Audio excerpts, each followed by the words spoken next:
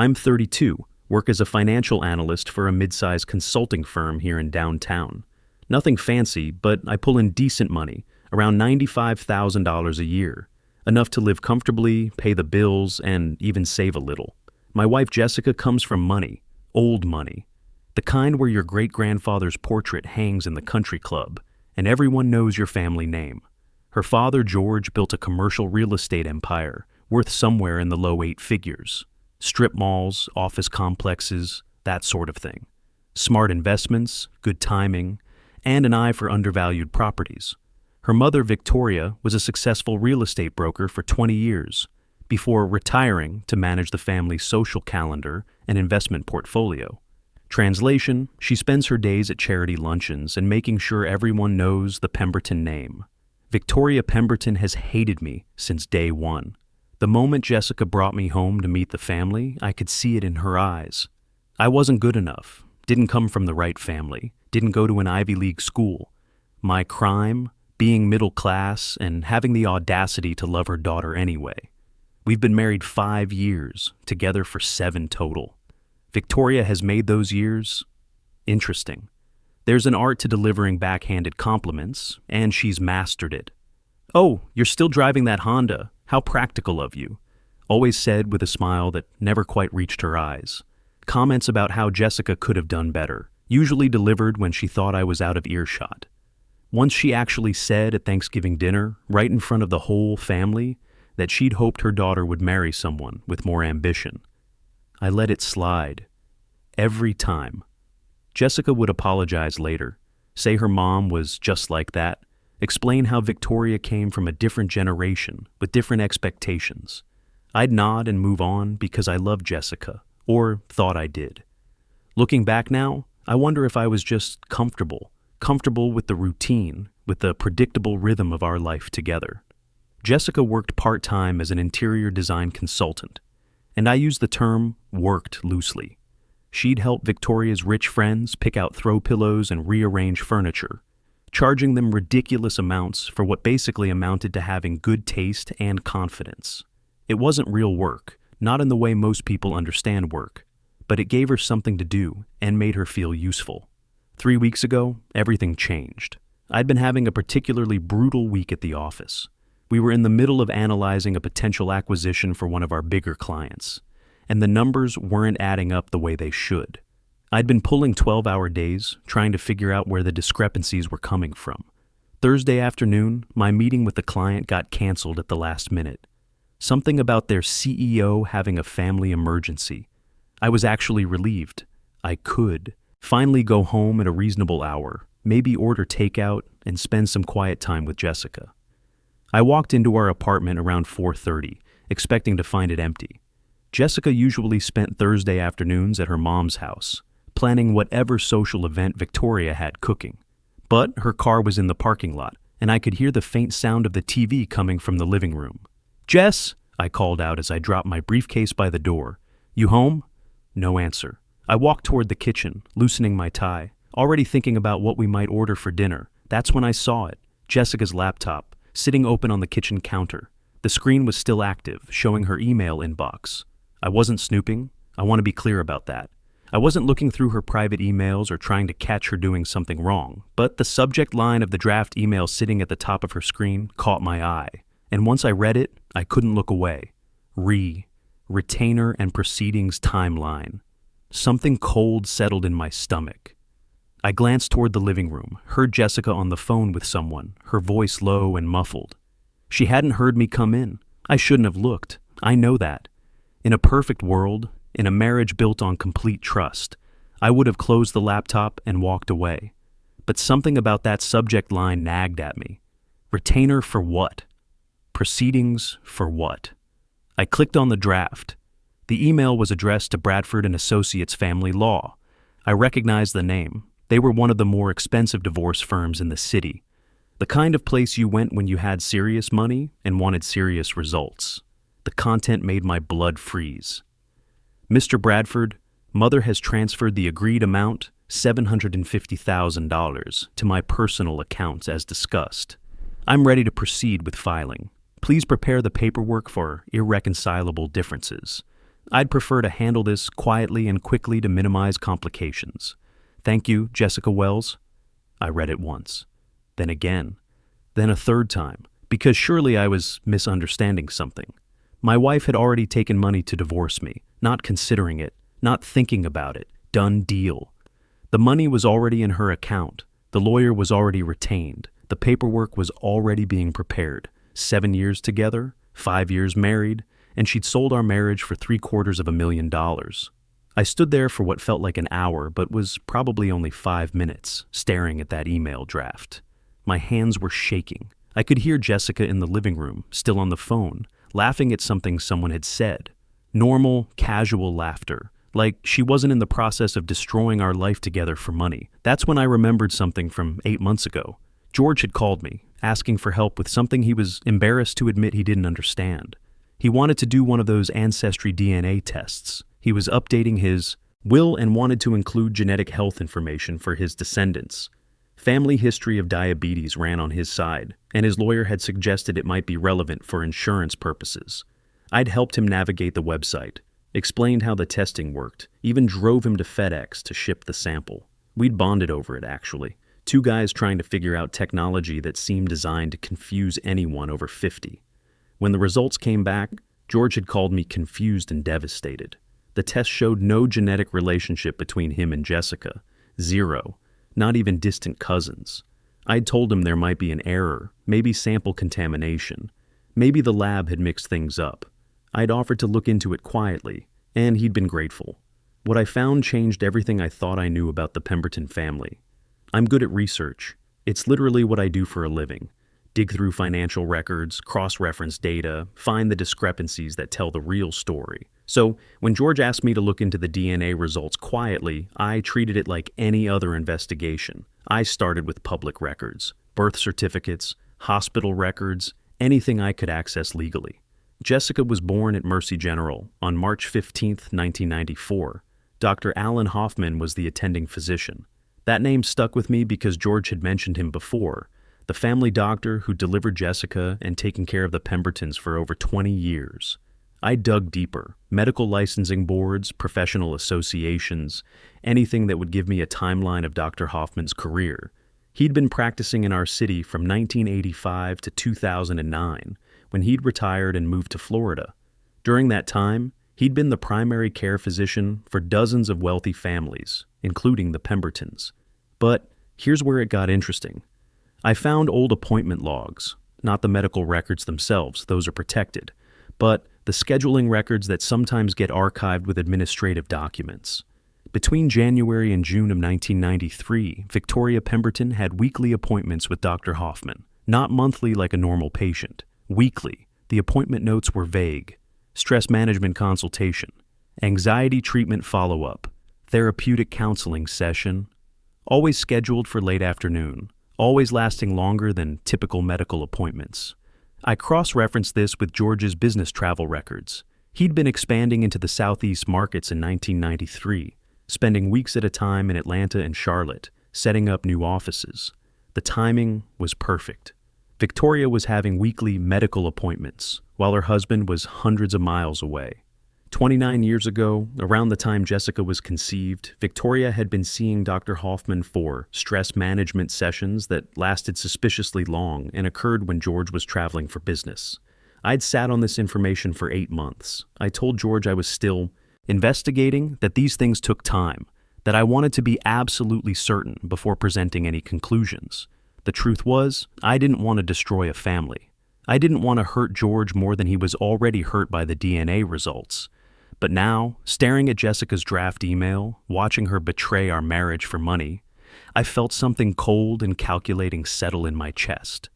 The same feeling I got when I found a major discrepancy in a client's books, when I knew I'd uncovered something that would change everything. Now felt like the right time for truth.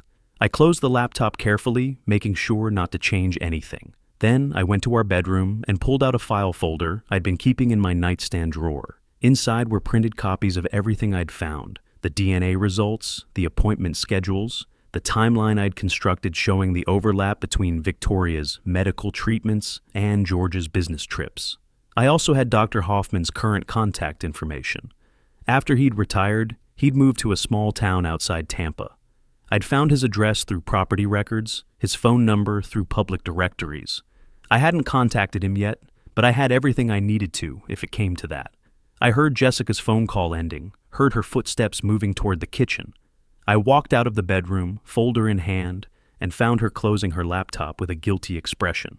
"Oh," she said, startled. "I didn't hear you come in. You're home early." "Meeting got canceled," I said calmly. "Client emergency." She nodded, but I could see the tension in her shoulders, the way she kept glancing at her closed laptop. "How was your day otherwise?" "Interesting," I said. "I've been doing some reading." Her face went pale. "Reading?" "Your email was open when I came in. Draft folder. Something about a retainer and proceedings timeline." She started to speak, stopped, started again. Her mouth opened and closed like a fish gasping for air. "That's not... I can explain."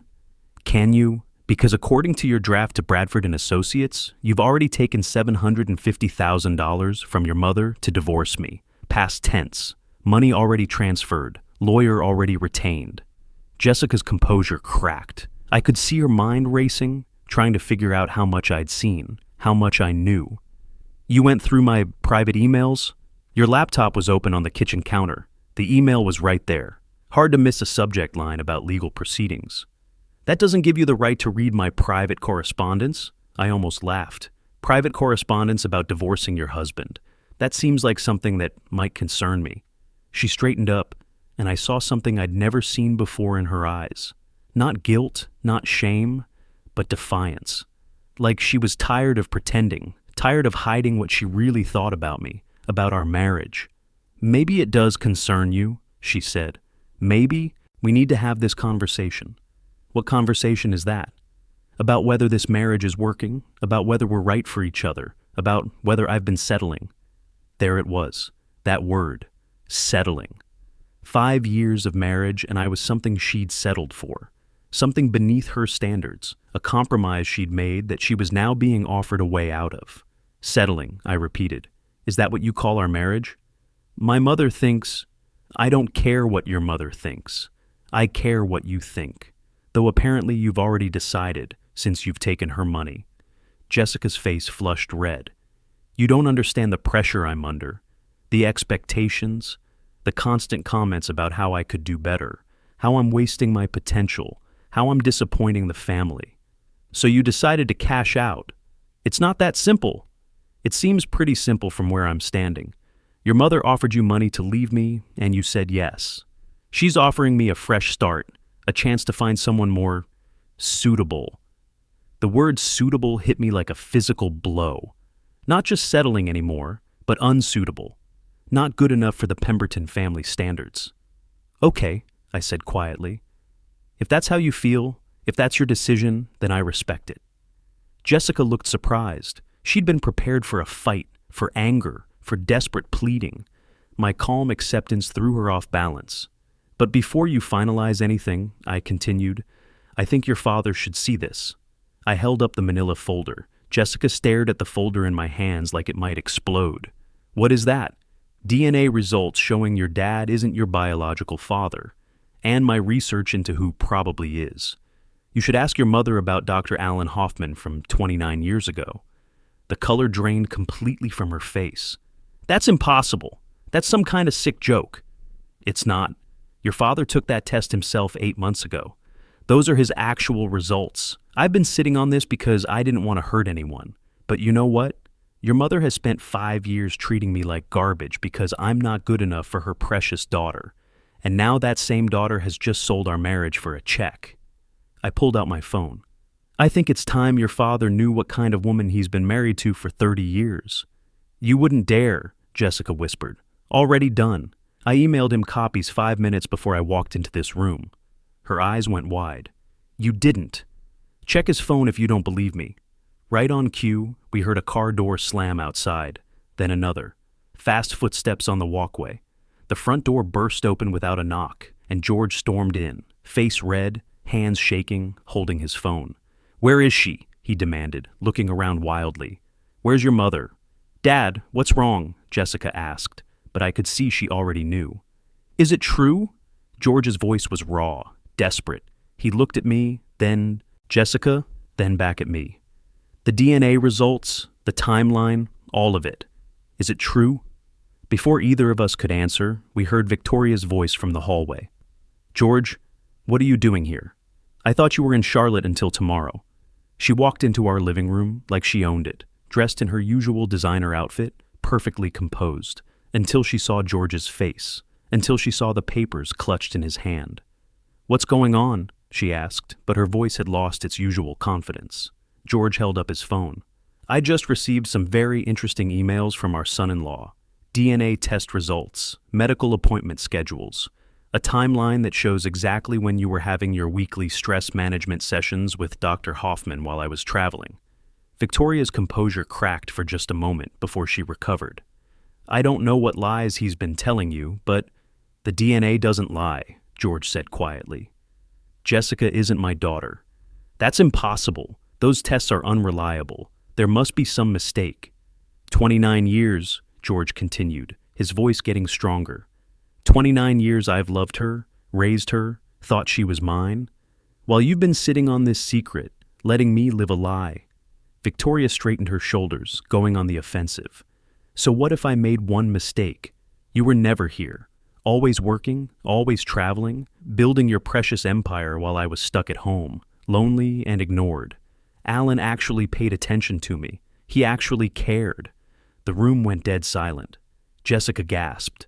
George stared at his wife like he'd never seen her before.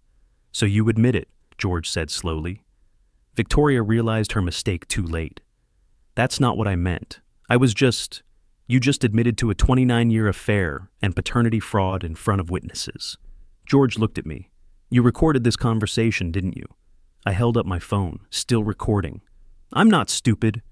Victoria's face went white. You can't use that. That's illegal recording. Actually, it's not, I said calmly.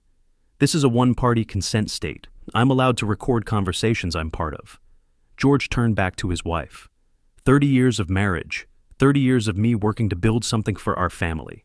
For my daughter, who isn't even my daughter, while you've been lying to my face every single day.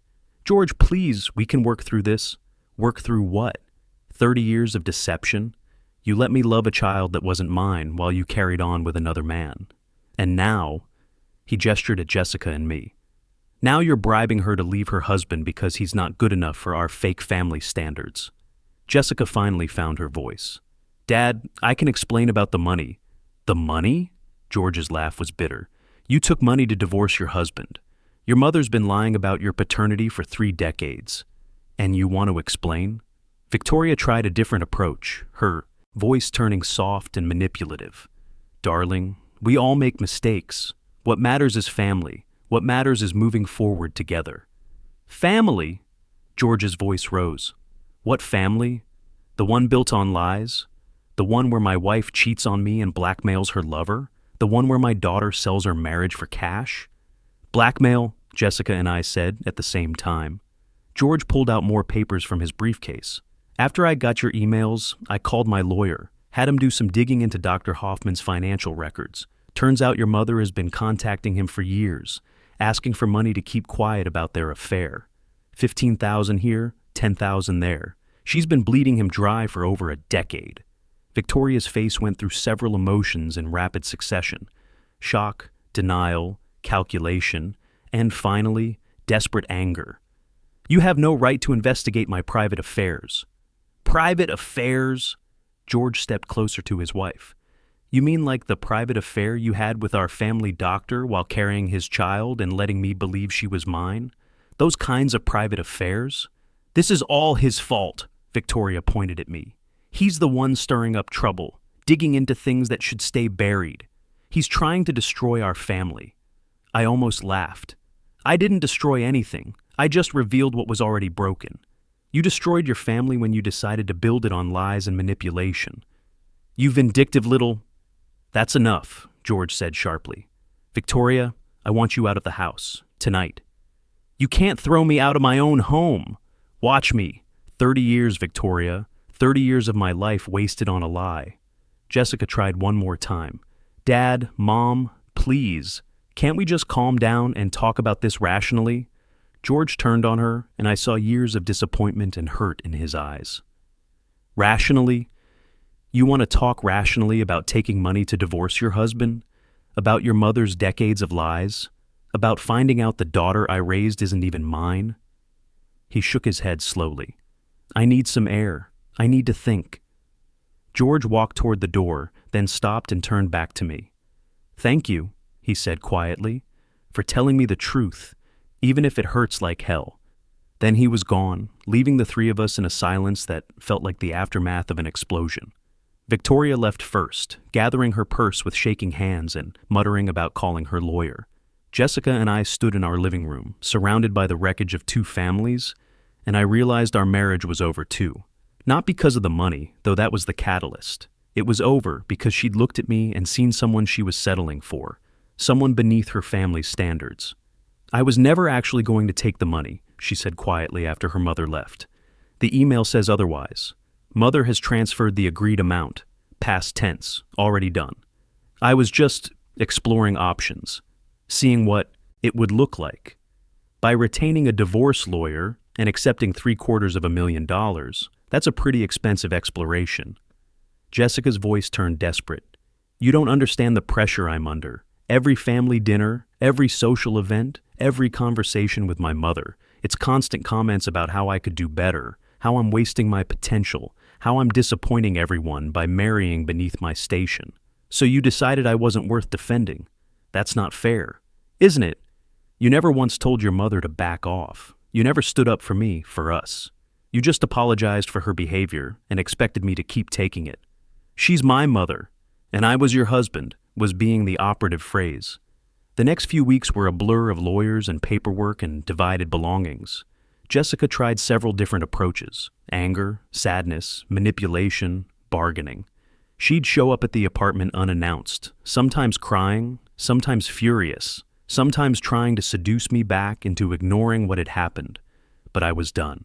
The recording of Victoria's confession, the DNA evidence, the email about the divorce payment, it all painted a picture of a family that valued money and status over truth and loyalty. I didn't want to be part of that anymore. Meanwhile, George was going through his own hell. He hired the best divorce lawyer in the city and went after Victoria with a precision that reminded me why he'd been so successful in business. The discovery process was brutal. 30 years of financial records, phone records, medical records, everything. That's when the full scope of Victoria's deception came out. The hidden bank accounts I'd expected, the blackmail payments to Dr. Hoffman I'd suspected. But there was more. Credit cards George didn't know about. A safety deposit box filled with jewelry and cash. Even a small condo she'd purchased under her maiden name, apparently planning for the day she might need an escape route. 30 years of marriage, George told me over lunch one afternoon. We'd started meeting regularly, two men who'd discovered their lives had been built on lies. And I never really knew her at all. The legal proceedings moved faster than I'd expected. George's lawyer argued fraud, that the entire marriage was based on deception about Jessica's paternity. My lawyer used the recording of Victoria's confession and Jessica's email about the divorce payment to argue bad faith on Jessica's part. Victoria tried everything. She claimed the DNA tests were unreliable. She accused me of fabricating evidence. She even tried to argue that the recording was illegal until 3 different lawyers explained one-party consent laws to her. Her own attorney eventually advised her to accept whatever settlement George's team offered because a judge was unlikely to be sympathetic to someone who'd committed paternity fraud and blackmail. Dr. Hoffman, when George's investigators finally tracked him down in Florida, confirmed everything: the affair, the timeline, the blackmail payments. He was actually relieved to have it out in the open. 71 years old and still paying hush money to a woman who'd been bleeding him dry for 15 years. I should have ended it decades ago, he told George's lawyer during his deposition.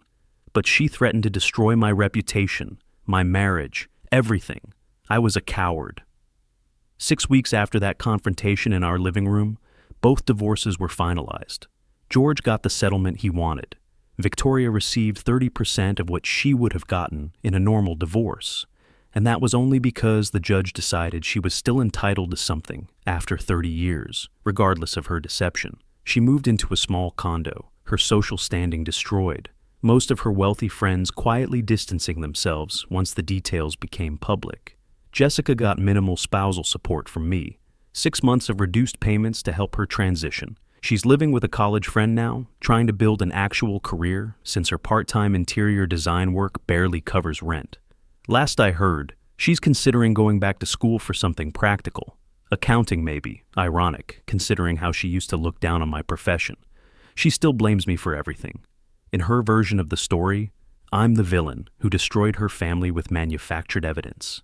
She's told anyone who will listen that I manipulated the situation, that her mother's confession was coerced, that the DNA results were somehow faked.